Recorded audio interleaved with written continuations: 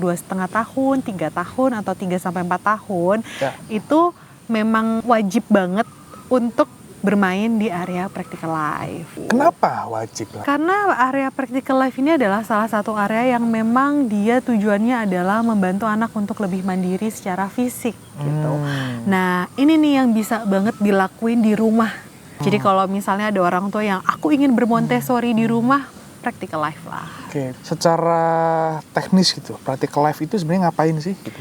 Practical life itu sempat berganti nama dan mungkin bisa dikenal sebagai activity of everyday living. Dia adalah aktivitas yang sebenarnya berkaitan dengan kegiatan sehari-harinya anak. Kegiatan sehari-harinya yang bisa dilakukan di rumah, di sekolah, di luar, dimanapun, itu adalah practical life begitu. Practical life itu ada 4 di dalamnya. Ya. Apakah pada prakteknya dia dibantu orang tua gitu melakukan itu? Di awal pasti akan dibantu. Tapi bagaimana kita bisa membuat dia percaya diri, itu yang penting. Misal, jangan berharap deh anak nyapu bersih. Nggak mungkin gitu ya. Maksudnya di awal dia pertama kali pegang sapu, kontrol tangannya belum bagus, nyapunya kemana? Kalau nggak bersih gimana, Miss? Gak apa-apa, namanya juga belajar. Nggak semua belajar itu langsung jadi.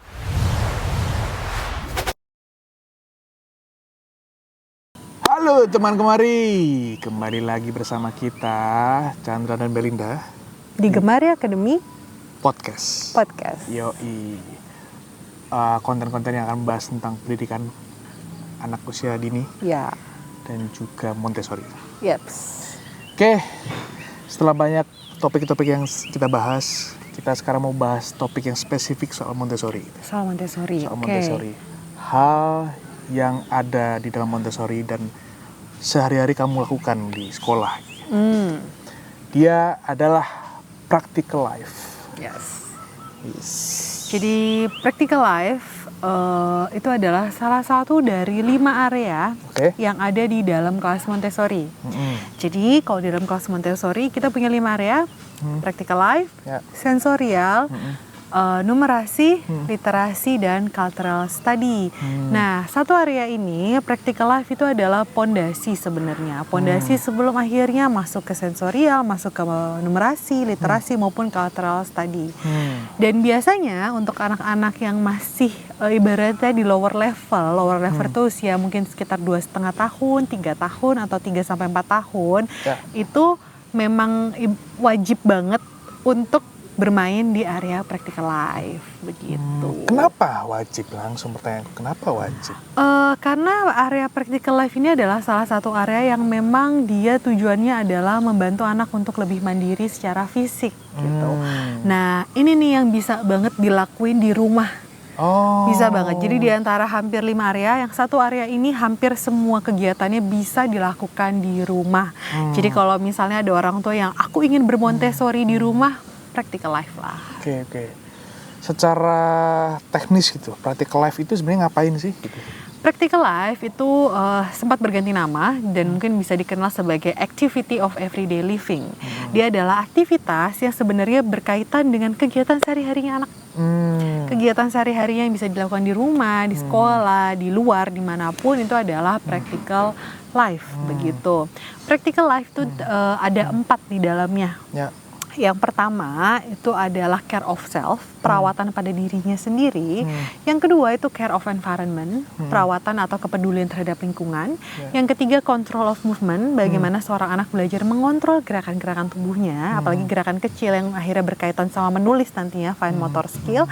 Lalu yang keempat itu adalah grace and courtesy, belajar tentang sopan santun. Gitu. Nah, keempat itu diajarkan dengan cara apa kalau di sekolahmu atau di Montessori gitu? Kita bahas dulu dari care of self. Care of self itu sebenarnya porsinya jauh lebih banyak, bisa banget diajarin di rumah. Apa aja sih care of self? Mandi sendiri, nyapu, ngepel. Ngepel itu juga masuk care of environment, nyisir rambut sendiri, pakai baju sendiri, pakai sepatu sendiri, nyiapin tas sendiri. makan sendiri, bagaimana dia dan care lain-lain. terhadap tubuhnya gitu ya. Iya, dia care untuk dirinya sendiri. Dan biasanya kalau di kelas Montessori aparatusnya apa sih? Paling kita sediain sisir sama cermin. Kalau sikat gigi kan nggak mungkin ya, biasa anak belajar sikat gigi di rumah. Terus kayak bagaimana ketika dia ke toilet dia tahu apa yang harus dilakukan. Nah, itu adalah bagian dari care of self gitu. Yang kedua, care on environment. Jadi dia terhadap lingkungannya, peduli terhadap lingkungannya, buang sampah. Kalau lantainya kotor disapu, kalau lantainya basah dipel, kalau jendelanya kotor dilap, kalau mejanya berantakan diberesin, kalau tempat tidurnya berantakan belajar beresin. Simple ya sebenarnya. Simple banget. Apakah pada prakteknya dia dibantu orang tua gitu melakukan itu? Di awal pasti akan dibantu. Tapi bagaimana kita bisa membuat dia percaya diri itu yang penting. Misal, jangan berharap deh anak nyapu bersih. Nggak mungkin gitu ya. Maksudnya di awal dia pertama kali pegang sapu, kontrol tangannya belum bagus, nyapunya kemana, arahnya kemana gitu. Jadi memang ada presentasinya. Seperti misalnya di lantai, kita kasih memang lakban, ngebentuk kotak, di mana kita bilang nanti semua kotorannya dikumpulkan di sini. Jadi mereka punya terarah. Oh, di situ secara visual mereka tahu tuh. Terus nanti baru dibersihkan pelan-pelan. Kalau nggak bersih gimana, Miss? Gak apa-apa, namanya juga belajar, nggak semua belajar itu langsung jadi. Jadi biasanya memang kita nggak boleh koreksi seolah kayak itu loh nggak bersih loh. Paling kita cuma bilang, coba dilihat, kita cek ulang lagi yuk. Itu lantainya masih ada kotorannya nggak? Biasa mereka notice kalau memang masih ada kotorannya, tapi kan kita tidak menyalahkan bahwa gara-gara kamu nggak beres, nggak bersihinnya jadinya kotor, nggak. Tapi kayak masih ada kan? Kalau masih ada apa yang harus dilakukan? Oh, kita ambil sapu lagi, kita bersihin lagi, kayak gitu. Oke. Yang poin ketiga itu control of movement. Control of movement itu yang biasanya sering disebut sebagai Montessori apparatus practical life.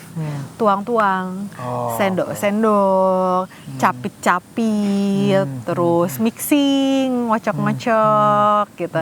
Jadi kegiatan yang memang menggunakan otot-otot kecilnya untuk melakukan sesuatu. Nah, itu tuh bisa banget sih di rumah mah, sendok pasti ada, sumpit buat anak-anak, mangkok juga pasti ada, begitu kan. Terus gelas juga pasti ada, jadi itu dimanfaatkan aja. Apa yang mesti diingat oleh orang tua ketika mengajarkan control of movement itu? Ketika mengajarkan control of movement, kita selalu lihat POV-nya anak gitu ya. Misalnya kita mau ajarin anak tuang-tuang gitu. Kalau pakai gelas orang dewasa, kalau di tangan kita kan pasti bisa ya, kita pegang satu tangan. Tapi anak bisa nggak ya pegang satu tangan? Kegedean nggak ya? Keberatan nggak ya? Atau malah terlalu ringan sehingga dia nggak bisa punya kontrol. Terus diinget-inget juga, kalau kita pegang piring pakai satu tangan karena tangan kita besar, ototnya sudah jadi. Tapi anak-anak jatuh nggak ya? Oh, berarti harus diajarin pakai dua tangan gitu. Oke. Yang keempat, grace and courtesy. Grace and courtesy itu adalah sopan santun. Ini simple banget sih, kayak say hi ketika kamu bertemu orang, menyapa namanya, lalu bagaimana cara memperkenalkan diri. Kalau memperkenalkan diri harus disebut apa sih namanya, misal nama anaknya. Atau ketika misalnya kita mau selesai acara, kita bilang apa, goodbye. Atau kalau kita lagi ngobrol berrame-rame, boleh nggak kita interrupt? Nah, kalau nggak boleh, gimana sih caranya supaya kita bisa interrupt dengan cara yang sopan? Angkat tangan setelah dipanggil namanya baru berbicara.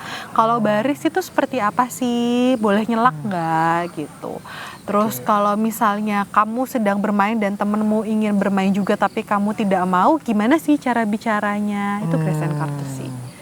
Berterima kasih ketika ditolong gitu ya. Say thank you, saying excuse me, kita bilang permisi ketika kita lewat di depan seseorang gitu ya, tidak belakang. Maaf juga salah satunya, 3 magic words. Oke. Tadi guys soal practical life gitu.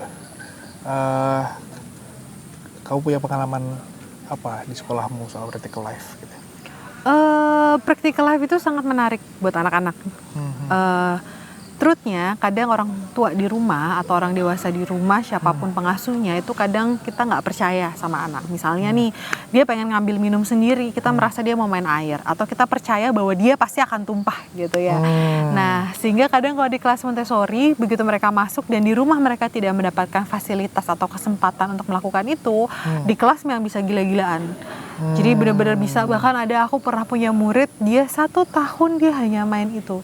Dia nggak mau digeser sama sekali, ku invite untuk belajar another aparatus di another area, dia menolak. Dia main apa itu? Tuang-tuang. Oh, gitu. Tuang-tuang, sendok-sendok. Jadi kita kan dulu punya shelf ini di sekolah saya yang sebelum di sini, kita punya 3 shelf practical life gitu ya. 2 shelf itu dia akan gilir. Jadi satu hari itu dia akan semua 2 shelf itu pasti semua dimainkan dengan proper sama dia. Dari mulai nyendok, nuang, nyumpit, capit, ngulek, ngocok, pakai mixing, itu semua dia mainkan dengan proper. Dan kalau kotor dia bersihin sendiri.